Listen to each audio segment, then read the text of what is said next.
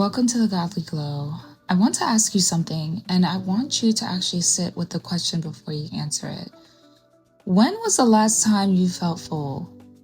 Not happy necessarily, not successful, not everything going perfectly, but full. Like you had something to give, like you weren't running on empty, like you were okay, even when things weren't. I'm asking this because for a lot of us, that feeling is rare. And most of us have blamed it on something else. Our circumstances, our relationships, our seasons. But I want to offer you something different today because I think the emptiness for a lot of women has nothing to do with what's happening around them. It has everything to do with what was never protected inside them. Here's what nobody taught most of us.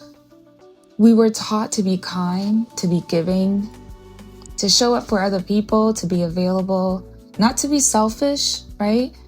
To sacrifice. And really and truly, those are good things. But somewhere in the teaching, something got left out. Nobody taught us that we were also responsible for protecting what God put inside of us.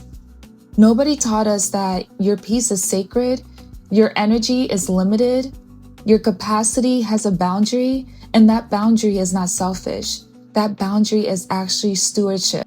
Here's the thing about stewardship, okay? We understand it when it comes to money. When it comes to time, we also understand it. And even when it comes to our physical health, we understand it.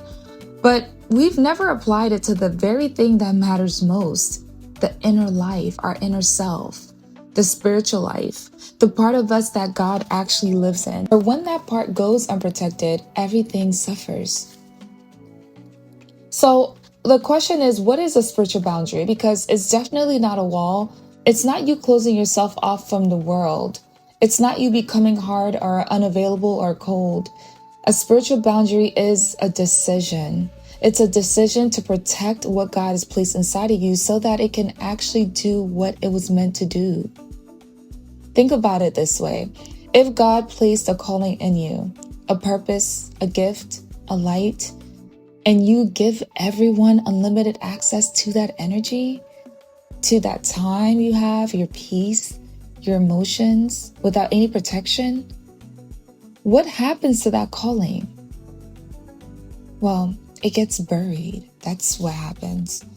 It gets buried under everyone else's needs, under constant depletion, under the weight of things you were never meant to carry.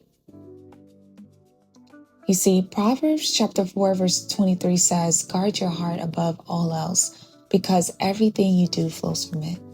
It doesn't say some things, everything. And that's not a suggestion. That's actually a directive. God told us this. He told us to protect this because what lives here matters. And a lot of us have been so focused on showing up for everyone else that we've neglected that one thing we were explicitly told to guard. Our own heart, our own inner self, our inner life. That space where God can actually dwell. Okay, so what does a spiritual boundary actually look like in real life?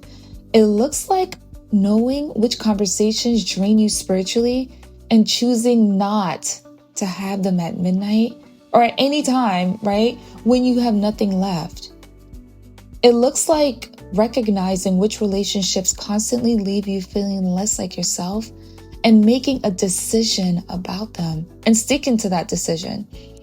It looks like protecting your peace before you protect everyone else's comfort.